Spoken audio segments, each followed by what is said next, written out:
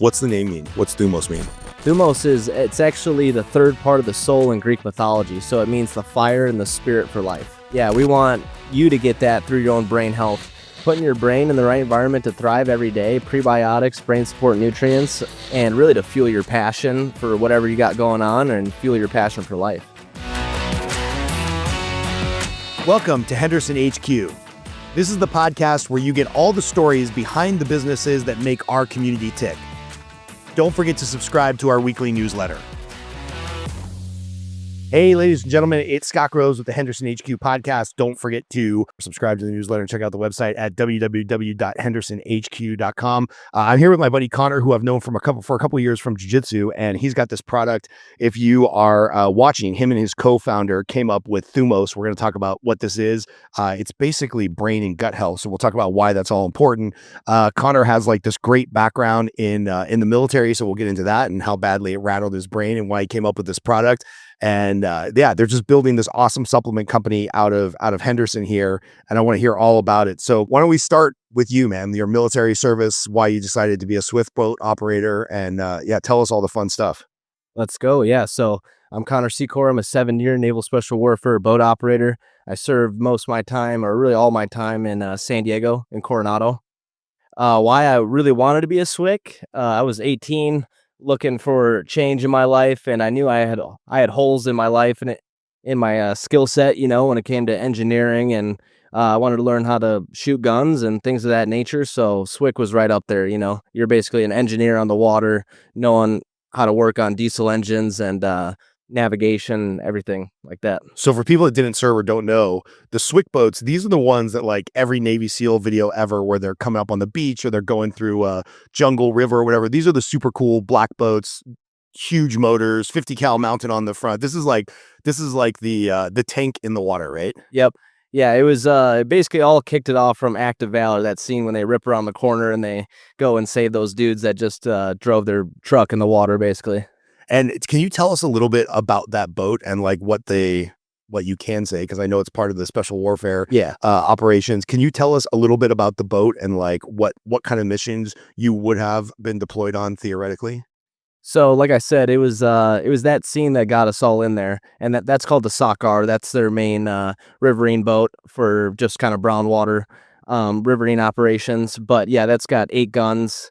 It always covers in like a 360-degree coverage, but yeah, that thing rips around. That's like a Coca-Cola can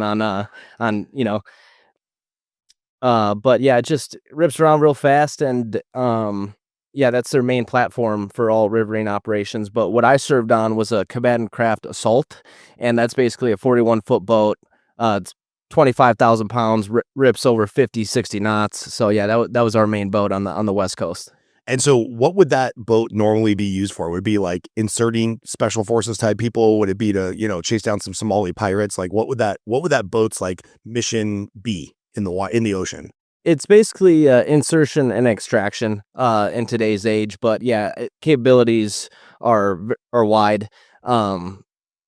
Direct action, special reconnaissance missions, but yeah, it's mostly insertion, extraction.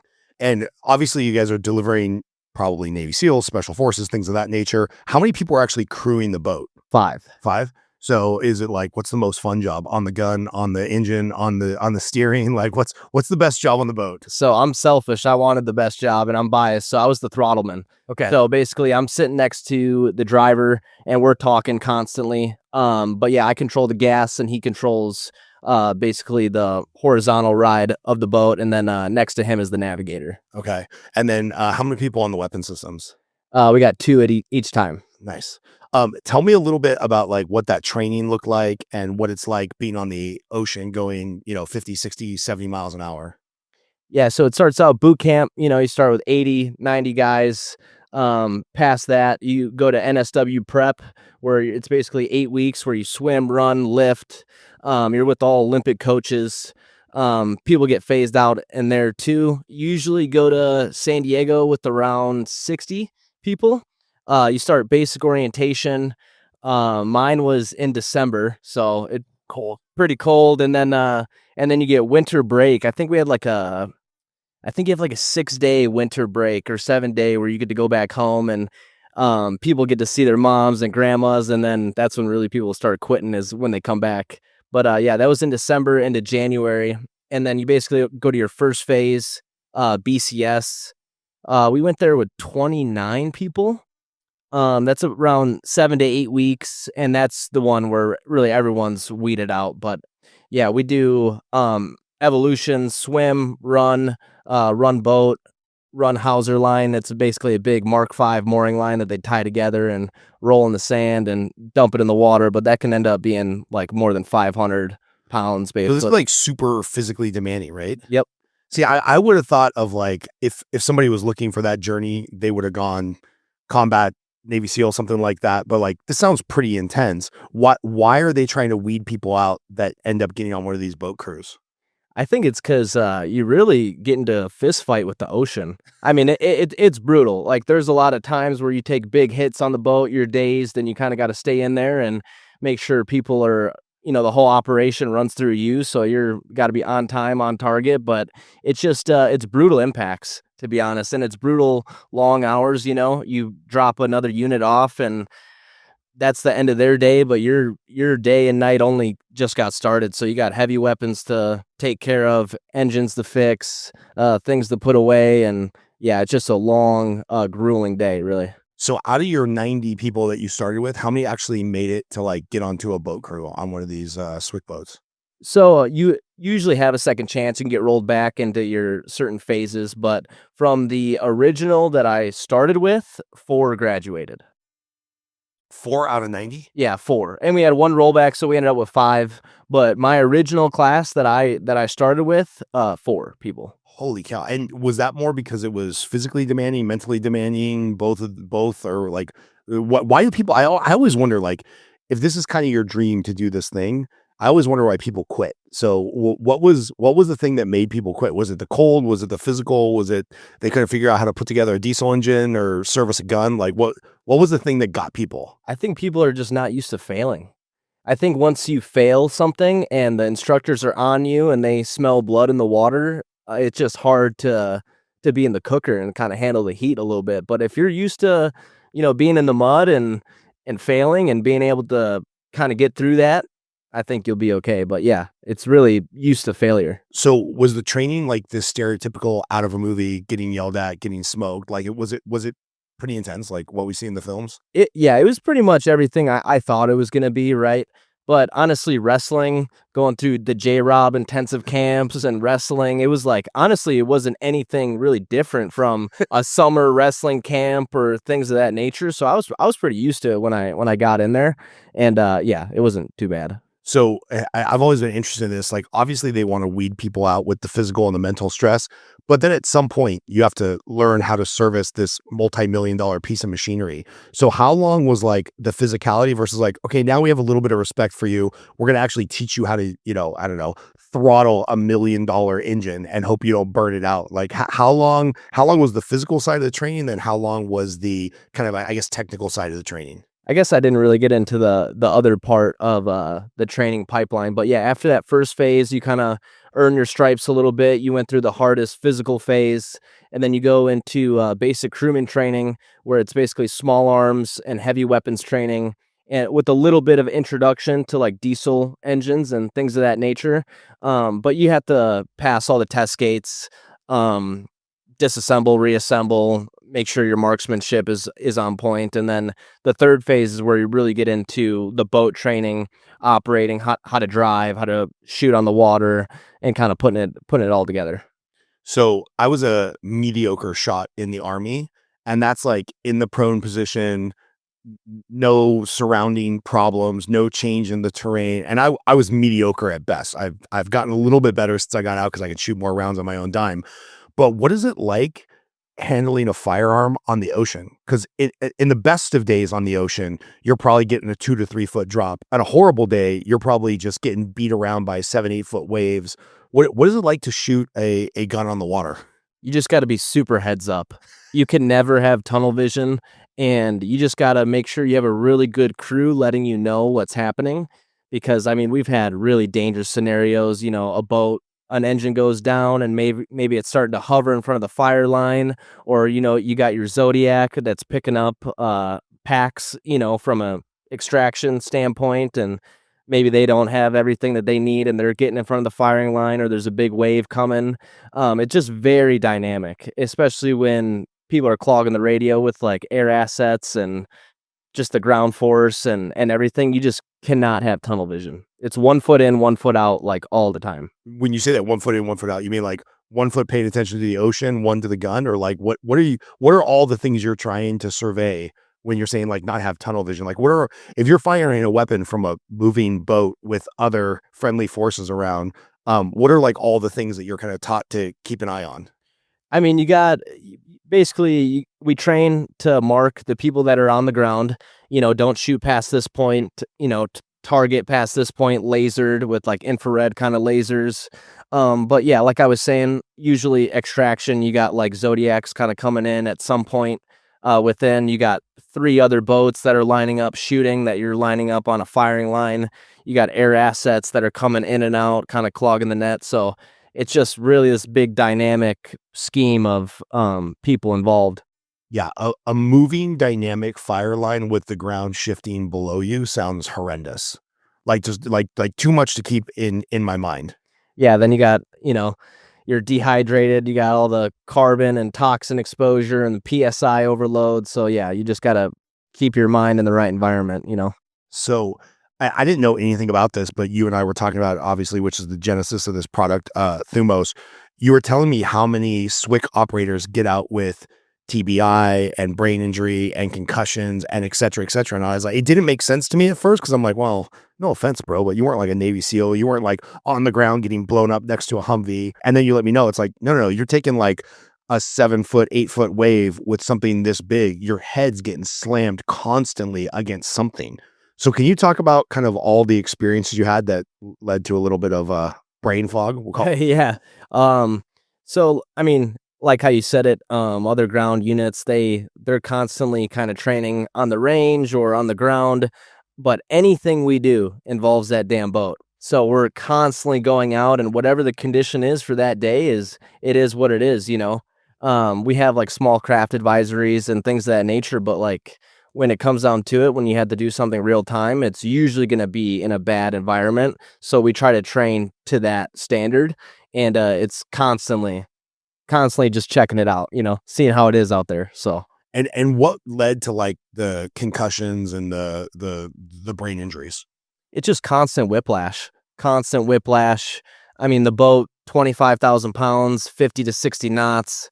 How fast is 50 to 60 knots? Is that about 50 to 60 miles? Is like a knot like close to a mile? It's like 1 to 1.2. So it could be like 65 miles per hour, 70 miles per hour. Okay. But I mean, you got your kit on, guns, ammo, all your gear. So the spinal compression with the G-force combined, it's just, it's tough.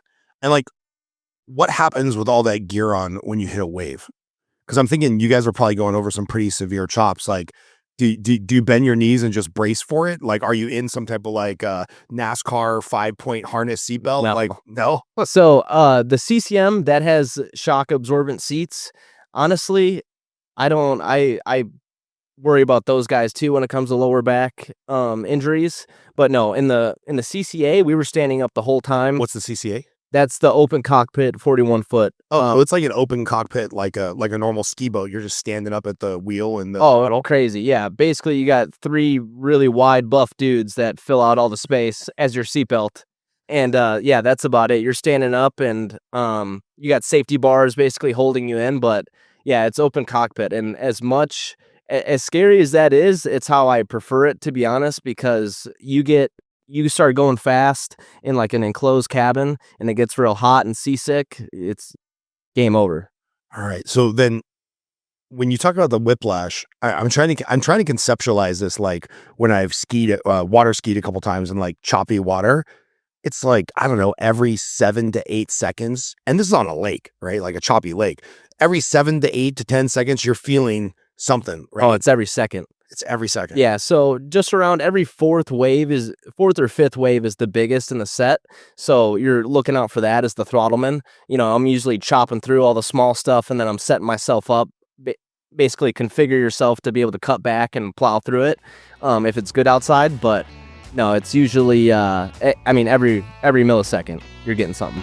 Hey guys, just a quick ad from our sponsors here that make this podcast and our newsletter possible. Want to give a shout out to Ethereal Med Spa, a gym for your skin. So it doesn't matter whether you're doing anything proactive all the way up to spot removal, all the way up to beautification, right? Or vanity. Ethereal Med Spa, they got you covered. Scott Wright over at Wright Auto Body, love them. So anything from a scratch and dent to a big insurance job, all the way up to a custom rebuild of a classic car, they got you covered. And shout out to my buddy Casey Halstead, owner of 10th Planet Jiu-Jitsu, which now has 3 locations. They just opened a new location on the west side. So they got our Henderson location, they got a Mid-City location, and they've got a west side location. So anywhere in the valley where you're looking to train jiu-jitsu, check out 10th Planet Las Vegas. Now back to the show. Do you have any idea, like, is there any science on how badly your body got jarred over 7 years? Oh, 100%. Yeah. They've done studies on us, and basically a rough amount of 30 million whiplash events. 30 million flash events? 30 million. Holy. Through 3 deployment cycles. So I've done 2 deployments in a DFP. What does that mean? Deploy for purpose. So basically in our TJIT phase, you can basically get called upon to go overseas and go do stuff. So we were deployed during that whole time. And just around 30 million whiplash events. Like I said, G-force is super high. When a pilot takes a hard turn, they usually take about 8 to 10. Our shock gauges have registered about 60 Gs of force. From that deep turn in the water? Not even a deep turn, like a launching off a wave and landing. Yeah, 60 Gs. Wait, you can launch like a 25,000 pound boat off a wave? Oh yeah, the scariest you'll ever be is with your boys midair, and you just hear the propellers like in midair. But as the throttleman, you have to get on that and throttle up and be able to catch it. Catch what? The next wave? No, you got to catch the landing. This sounds horrible. Like, why did you volunteer for this? I mean, you get swindled, man. You watch Act of Valor, you don't see any wake, anything, they're ripping around the corner. You're learning how to work on engines on fast boats with big guns. And then you get to the schoolhouse, the training basically area, and all the instructors are from 22. That's the boat unit over there. And they're like, oh, don't go 22, go to the coastal teams, yada, yada, yada. And then it's either Virginia or San Diego. And you're already like, I'm from the Midwest. Like, I love San Diego at this point. I'm like, dude, I'm not going to Virginia, and I'm not going to Stennis, Mississippi either. So you get swindled into that. And it's a good life over there, but it's still the ocean, Yeah. And when you guys go out on, whether it's a training exercise or a mission, like, how long are you out there in the water, right? Because like if you're in the water, there's no just like taking a bathroom break or grabbing lunch or whatnot. Like what's maybe like your longest hours on the boat without just reprieve or docking or pulling back up into a larger boat? Like, how long have you been out there before? Like 18, 20 hours. 18 hours on the ocean? Yeah. You get pretty close with the guys that you're in, Yeah. That's why me and my co-founder, when we started this thing, we're like, dude, we've been through worse. Like we could do this, I've deployed with him. All my deployments have been with my co-founder. So yeah. Awesome. But yeah, 18 to 20 hours, not only with traumatic brain injury and everything else, but you're severely dehydrated and out of whack, and circadian rhythm is out of whack. So yeah. Yeah. I took a boat in Belize from the coast out to the Blue Hole, which I don't know, somebody can look it up. I think it's like 17, 18 miles, not that far. And we get out for this scuba diving trip. And of course, the boat that I booked on is this gorgeous, huge, had a jacuzzi in the back and a galley and everything. And we show up and they put us on this little tiny, it was like a fishing boat, like one outboard motor. I mean, it looked more like a canoe than a boat. And I'm like, okay, this is weird, but I guess we're going to get on this and then go to the main boat. And we're just out there, smacks.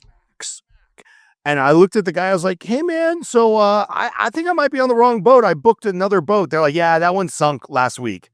And I was like, well, Jesus, man, if the big boat sunk, the small boat, what chance do we have, right? Like, I'm glad I got an inflatable vest on. Like maybe the Coast Guard, the Belizean Coast Guard will pick me up. But I tell this story just because I think it was about an hour ride out there. Then we dove And getting back on the boat, I was dreading the hour drive back. I felt like my kidneys had rattled loose, like my neck was hurting, my back was hurting. It was luckily the blue hole's amazing, so it was an amazing dive. But I what I remember more about that trip than the dive, which is a shame, is how bad I felt like getting back to the place where we're having the wedding, because like everything was just, my feelings were rattled loose, and we were on the water maybe a total of 5 hours, maybe. So I can't imagine 18, 20 hours and something like that. Yeah, you get really accustomed to it over time, but it is pretty funny, like having other units come aboard, and then like if you're with them for a couple days on something and you have like a hard underway, they'll like fall asleep for like 14 hours, and they'll wake up and then just look like they got hit by a truck, and we're like, "Hey, how you doing, man?" And they'll be like, "Dude, that thing is rough." Yeah. So yeah, you get used to it, but you never get too used to it.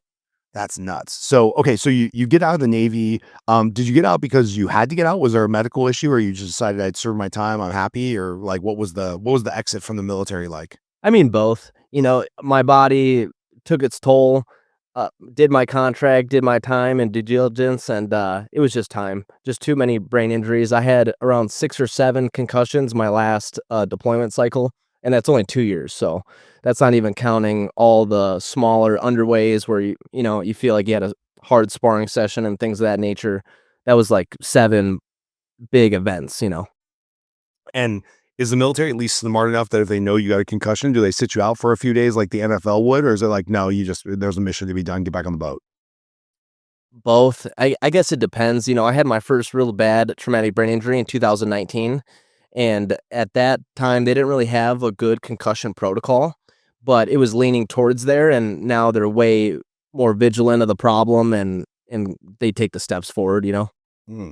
What I think I've had a concussion, but what is that feeling like when you get whacked, on the deck of a boat or something, or you just get whiplash so bad? Like, what is it? What is that sensation where you're like, oh yeah, that's a concussion, or do you not even really know until No, it's past? yeah. Since that's the first time I've ever had a concussion, I know. It's just a complete disconnect. You really feel like you're out of rhythm. Your body and mind aren't really in sync. You got brain fog, you're depressed, sensitivity to light, if it's that bad, or you're nauseous. But yeah, it's really a whole body thing. Ugh. All right, so you get out of the military and then, kind of bounced around, did some things for a couple of years, and then how does the idea for Thumos come about between you and your fellow swift boater? Oh, not even a couple of years. This was like right away. So to rewind just a little bit, um, me and my co-founder at the time, Brock, we did a business transition program for special operations called Honor Foundation, where it was a 12-week program where they basically got us ready for the business world, where we did our resume, interviews. We went through different companies to see what kind of sector we would, prefer to transition into. And my co-founder at the time was studying for the GMAT, studying to go to business school, aiming for an Ivy League school, and he was going to go consulting. And since the first time we stepped in at Deloitte, he was like, dude, I'm not doing this. You know, he thought that was like his calling to go to that sector. But I mean, he just saw everyone there and he was like, dude, we got to do something else. So, I mean, it was the same thing with me. I was going to still do my MBA. I was going to go into operations and to defense tech and things of that nature. Realized that wasn't for me. And we just wanted to get into the supplement space and the beverage space in particular. And we knew we had a great idea, and to elaborate more on it. Yeah, so tell me about the genesis of the idea, right? Because the branding here says daily brain and gut support helps focus memory, cellular support, cognitive function, et cetera, et cetera, et cetera, et cetera. But I know what you guys are really trying to do, and you're working on all the science of this, and I think you've done some of the science of this, is like you really want to help people like yourself that, through their military service have some brain damage, had enough concussions to where they're probably should have been medically retired. And this can actually help. So tell us about, like, from ideation, like, hey, we think we're onto something here, to like kind of where we are today. Well, my passion starts from it way earlier on in life. I used to have epilepsy before as a child. So I had my first epileptic seizure when I was 5. I was on. They let you do this job as an epileptic? I mean, you get a waiver and you send it. You're in the Army, you know how it goes. But no, I was 5 when I had my first epileptic seizure. I was on Keppra and Carbatrol, like heavy doses, like as a little kid, just like passing out in class. And yeah, that lasted for years. But I thankfully, through God, I grew out of that and was healed from that. And yeah, when I was 18, I finally got the waiver to go. And shortly after me starting training and getting to Special Boat Team 12, I had a traumatic brain injury. And Can you talk about that? oh yeah, absolutely. What? So I was basically I was I don't want to say a cocky new guy, but like you get into Cocky new guy's fine. you get into a unit and you constantly feel like you got a hold of your own. So I got thrown right in there like 3 weeks into being at the team. I went to basic ground skills. We're doing like ground mobility and all this stuff, but we were basically in combatives. And I was just having my rounds, and 10 seconds left, and I wasn't really paying attention, and my boat captain at the time gave me a real bad concussion. So that lingered for basically months after that. I mean, you get out of SEER school and selection, and your hormones are all out of whack, and you're still recovering from basically a year and a half of training and everything else that's led up to that point. Um, but yeah, I was in like post-concussion syndrome for like 6 months. Basically getting this concussion, like I told you, TBI protocol wasn't really a thing. I was like really back to training like 2 days afterwards in Stennis, Mississippi, where it's 100 plus degrees, and just was not feeling right. So got right back to training, got right back on the boats, learning everything. But yeah, I was finished my workup with them, was relieved from that debt, and then COVID hit. So thankfully, I got some real good time off, training and the job for 6 months to 9 months, and I got back into another detachment, and I was all healed up, and that one went well. We deployed to Greece, kind of came back, didn't really have too bad of a time when it comes to concussions or brain injury in there, but my second deployment is really where it started to pick up. We were off the coast of San Diego, and this is really where it was just like a snowball of TBI. And we'll get more to the product in a little bit. But basically, we were off the coast of San Diego doing some dead reckoning, basically like timing yourself to how far you can travel and how to navigate in darkness and things of that nature. But the boat is so vulnerable to going down or something breaking. So we had a trim tab break on our boat, and we were like flying out of the water, like in this storm. Trim tab is a little board on the back that goes Yeah. up and down that keeps the pitch of the boat. Yep. So if that breaks, you're literally just launching off of every wave. Yep.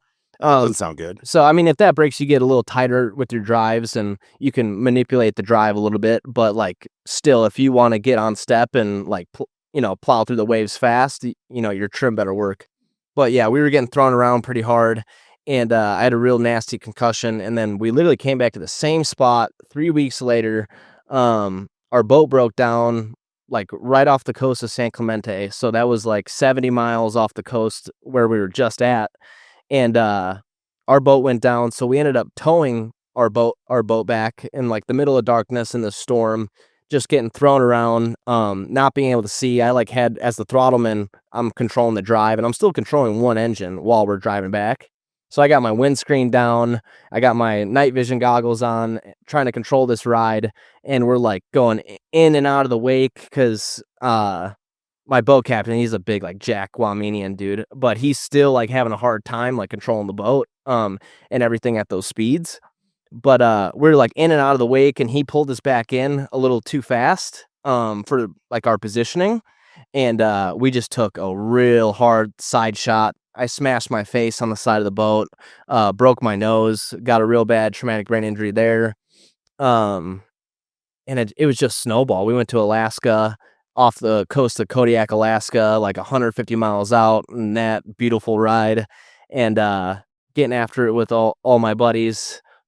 Came back to San Diego, went back to the Aleutian Chain Islands of Alaska, like 60 miles outside the Arctic Circle. You can imagine how the Bering Sea is and things of that nature up there. So I've seen Deadliest Catch, so I know that's not fun. yeah, exactly. Better than that, that environment. But Yeah, you could just imagine how rough that is. So that's just accumulative over time, you know. So this whole time, epilepsy of the youth, and then going through this massive training where you're probably dehydrated every day, and then with these injuries, were you already on the hunt for supplements that could help, or were you trying to take, I mean, just at a bare minimum, electrolytes to stay hydrated? Like what was your experience with the supplement industry leading up to you guys creating this? Yeah, so with my first traumatic brain injury right away, they were like high dose of fish oil, high dose of creatine and CoQ10 and vitamin D.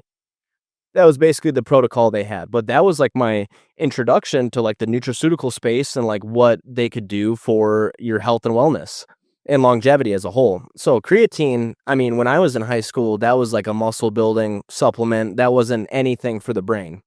But once I got on 10 grams, 20 grams when I was in post concussion syndrome, I just noticed the effects basically right away The effects of of creatine. clearing the brain fog and stuff like that. Yeah, basically just better cellular energy, um, better at the tasks I had throughout the day. But it just really led us down this path of, okay, this is the right like family tree of nutrients I should be taking. I believe in it. It's already in your body. And that was like when Alpha Brain was getting real popular too, Yeah. right? So I'm like a salty consumer. Like Alpha Brain's taken off, but like creatine is saving my life. So it basically made me passionate about the nutraceuticals and what they could do for your overall health and longevity.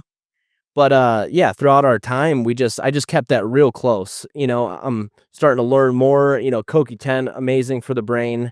Uh, is originally a cardiovascular medication, but what's good for the heart is what's good for the brain, and it improves blood flow to the brain. But the doctors, nutritionists, and all the people around said it's very hard to absorb in the body. And I just thought if I could get my hands on a better absorbable form, I wonder how good CoQ10 could be for my body. So basically, you see in Thumos, we have a nano emulsified version. So it's 3 to 6 times more absorbent than normal. What does that mean? Nano emulsified. You're using words that I don't know. It's basically encapsulated in like a fat lipid molecule that can pass the blood-brain barrier easy and be betterly absorbed. Nice. So tell us a little bit about like the formulation of this particular product, right? Because you and I both know, especially from the gym, there's a lot of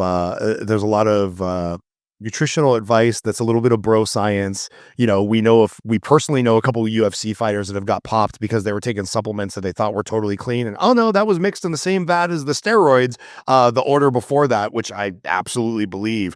But how do you go about even coming up with like the formulation for this product? Because you're a military guy. Neither of us are molecular scientists, right? Yeah. So how did you guys come up with the formula, and then what was it like? Because we talked, I don't know, probably a year and a half ago when you were just first starting to get some tests back, and you're like, man, this is harder than I thought. Yeah, I mean, so first of all, focusing on my gut health like saved my life. My second deployment, when I was really going through it, my nervous system was shot and my brain was at its worst. I was basically sitting on the ship and I had this book that I was meaning to read by Austin and David Perlmutter called Brain Maker. I already read their Brainwash. Their protocols really helped me through my mental health and brain health overall. So I knew anything within their series could really help me out in the long run. I basically start reading about the methodology with David and Austin Perlmutter and really their blend of like nutraceuticals with probiotics and prebiotics and things of that nature. And I started taking L-glutamine. I started focusing on my gut health and my nervous system drastically improved. My brain health drastically improved. And this is when I was already taking CoQ10, creatine, things of that nature, and really just put ourselves around the best dietitian, nutritionists, and doctors, and really just ask questions. So we just had this outline of what we really thought would help us in the long run when it comes to energy and longevity. And then we just took that forth to a scientist. He kind of gave us the green light. My co-founder met him while he's doing his MBA at Wharton and really just went forth with the outline and went to a higher echelon of knowledge. And, they gave us the green light and said, you're onto something. And here we are. Can you talk about that a little bit? Because I think a lot of people don't understand that connection between gut health and brain health, right? Like I think most Americans know that our typical American diet is complete garbage and it's making us fat. But I don't think people know as much about our bad health in America is also making us dumb.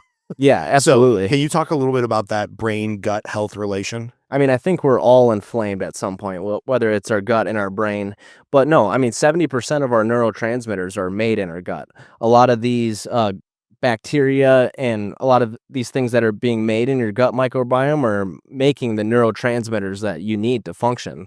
So, I mean, once you realize that, I mean, your gut is your second brain, and that's all we're focused on, when it comes to cognition, overall health. Interesting.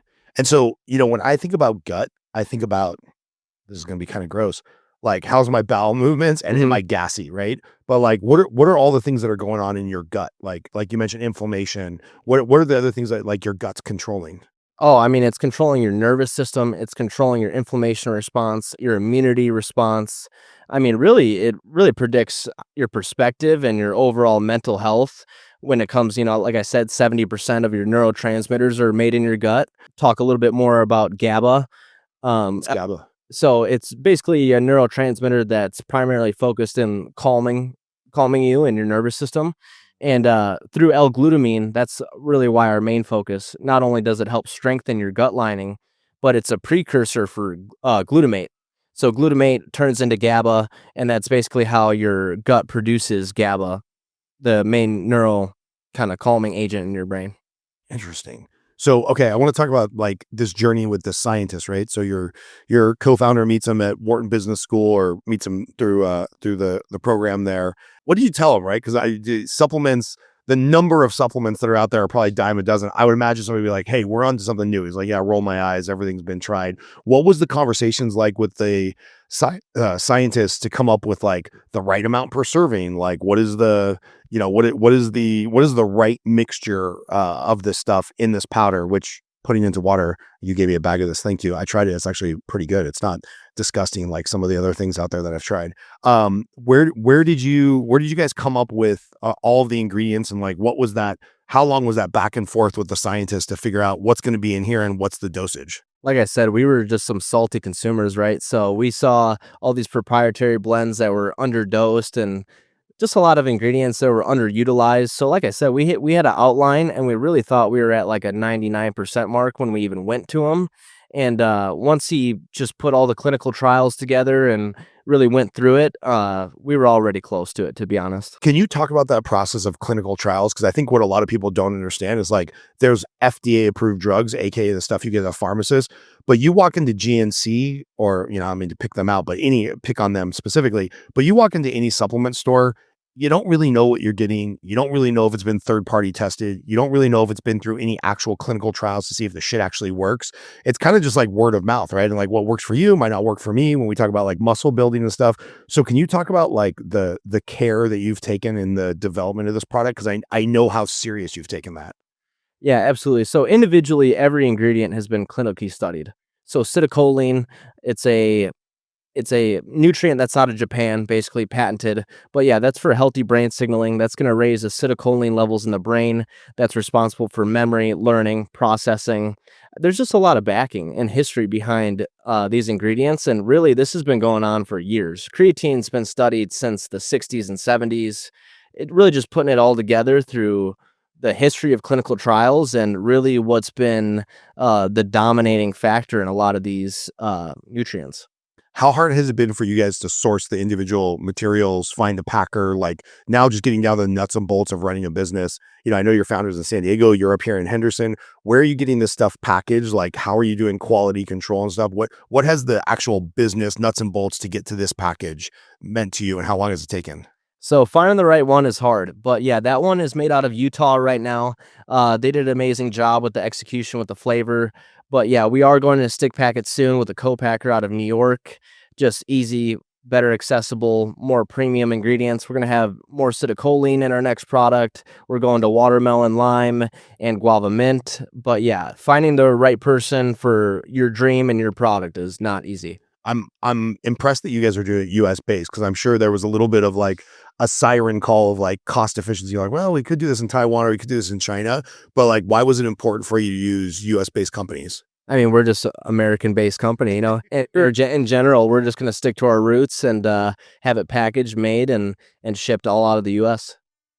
What's the name mean? What's Thumos mean? Thumos it's actually the third part of the soul in Greek mythology. So it means the fire and the spirit for life. I like that. So Good name. we want you to get that through your own brain health and really to fuel your passion for whatever you got going on and fuel your passion for life. So tell me a little bit about like bringing this to market and doing the education. So did you guys do any outcome studies, or did you do a test group, or is it like, hey, I know this works, let's just get it in the hands of the right people? Like, what's kind of the like marketing and testing journey been thus far? Because I know you guys have only had the product for a few months. I got one of the first bags. I was pretty excited about that. How has the business journey been going? Yeah, so we already had a personal testimony with the ingredients, right? A lot of them in clinical trials were already working synergistically, so we knew once we put them together that the results are inevitable. So we really just handed out to all the guys that needed it, right? Being in the 10th planet space, the UFC space with military backing. I mean, we just handed out to so many people that have had traumatic brain injuries and gotten so much good feedback that was really our first test group. What is the sales plan? Is it mostly online? Is it word of mouth? Is it Facebook ads? Is it like, are you trying to get into GNC or something like that? Like, what's the strategy for you guys for distribution? That's just distribution is the word I was looking for. Maybe I got TV. I'm trying to get on Henderson HQ newsletter.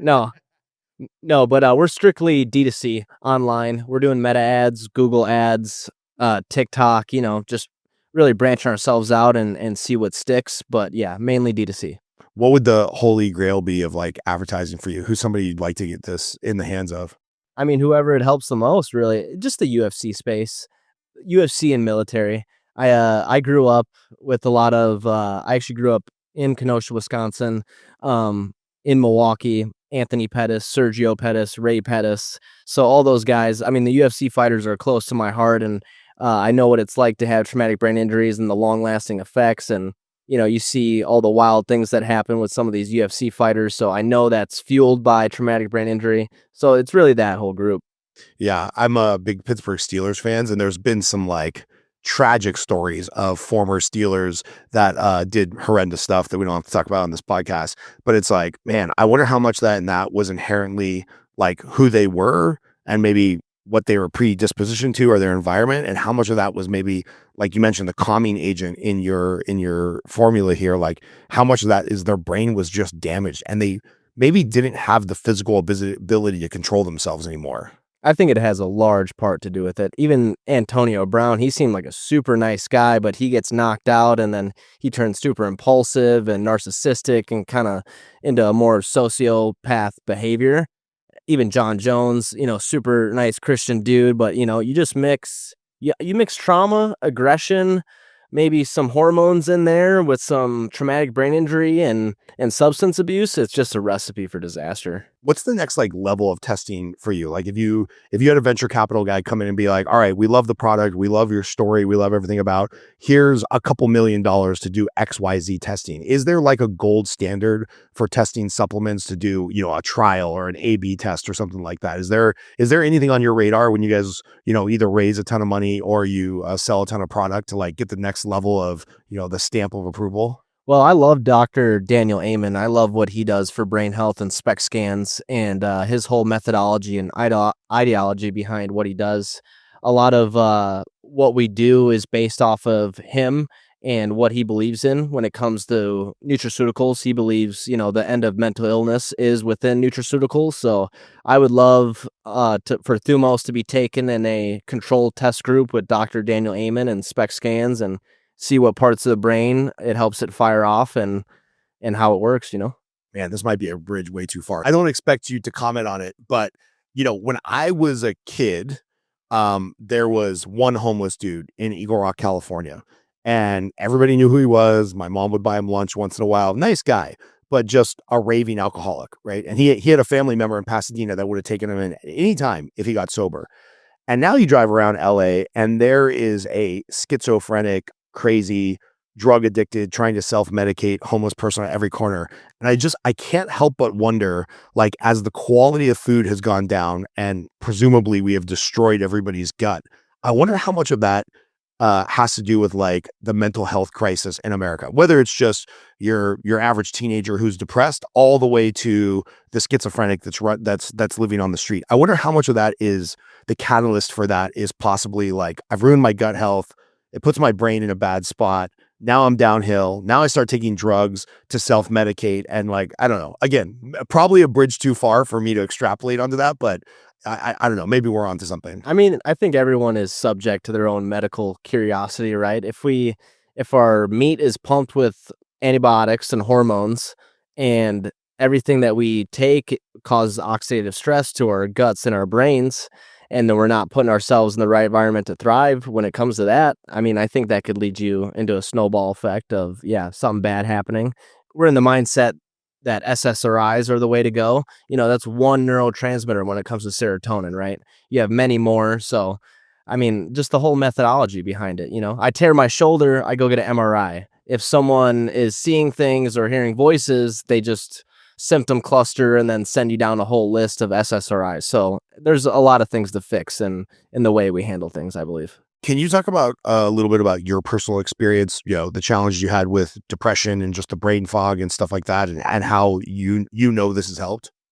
Oh, yeah, absolutely. I mean, I've had depression and things of that nature rings really close to my heart. Had a lot of people that I know growing up and within my family commit suicide. And I just understand the whole pain of it, right? I think depression is just really correlated with low energy as well. You just have not given your body and your mind the right things to thrive.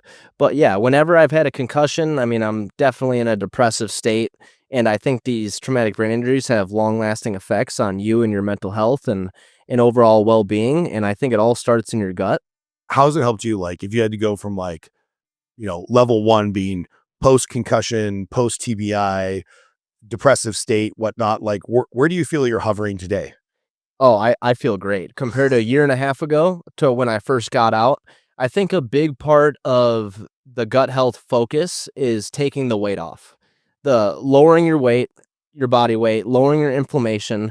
I mean, taurine and CoQ10 are amazing antioxidants for the brain. So I think there's a lot of free radical kind of damage that could be floating around to be fixed. And you mix that with a premium ingredient like acetylcholine that can help repair DNA synthesis in the brain. I think you're just, it's a cocktail for success, Where can people find the product? Where can they buy it now?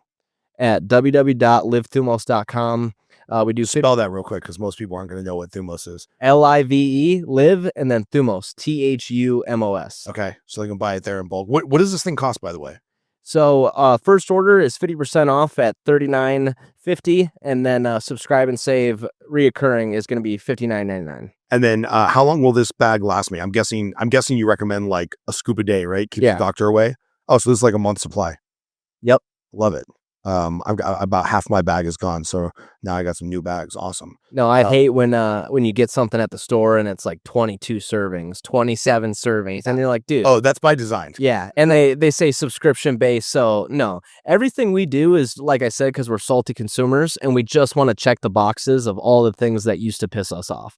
What's the next step for you? You mentioned a couple different flavors, maybe like even an enhanced formula. Is this something that you're constantly tinkering with, or are you like, hey, we've got the product, we know it works, let's just push hard on getting it to market? Yeah, so before we focus on any other line of products, and we obviously with our scientists, our team on board that's dedicated to pushing these high premium products to market, we just want to master this one. We want to get into stick packs. We want to have flavors available. We want it to come to a price point that's welcome to a lot of other people, right? In today's world with inflation and things of that nature. So just getting our cogs down and getting our price point right for the consumer and just really honing in on this in the next year or so. Yeah. I've had some conversations with Jocko when I was at his camp in Maine, and he talked about scaling, their supplement company and scaling the Jocko Go energy drink specifically. And he's like, it was a real cool ride up until I don't remember exactly what it was. Call it 1 million cases or whatever. Mm-hmm. He's like, but all of a sudden, when you got to put up $1.2 million for line time and aluminum, and you're not going to sell any of this product for the next 30 days, and you're hoping the orders come in, and then you're hoping you get paid your accounts receivable. When when it's your personal money and you haven't taken on venture capital money and you're staring down the barrel of a couple $1 million check of your money until things start coming in, it gets real scary.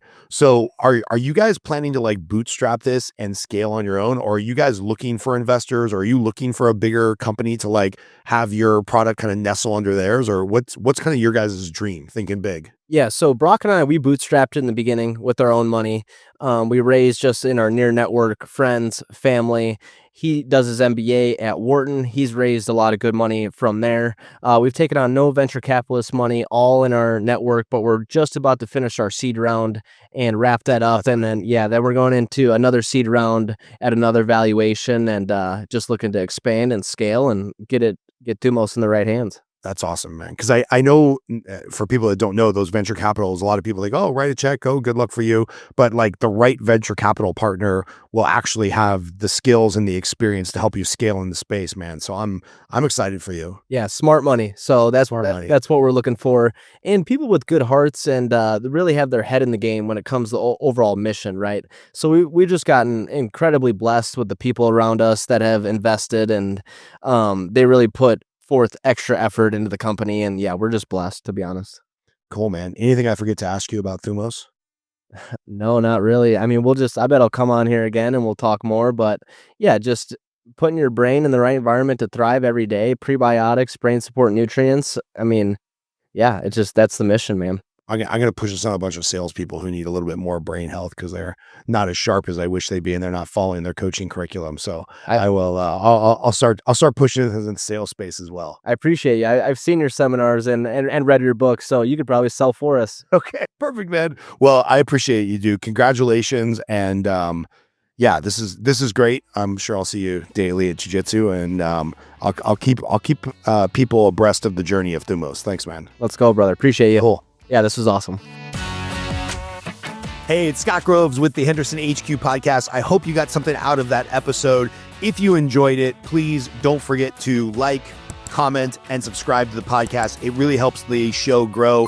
And by the way, if you are a business owner or you know a business owner who has an interesting product, service, or just an interesting backstory, please get in touch with us. Email us at thehendersonhq@gmail.com. We would love to interview you because that's what this show is all about. It's about building community, supporting local, individually owned businesses, and just making Henderson a great place to live. And don't forget, go to hendersonhq.com and make sure you sign up for our newsletter. We send out a once-a-week newsletter, no spam, about the most interesting local businesses, hotspots, restaurants, community events. Thanks for watching the show. Really appreciate you.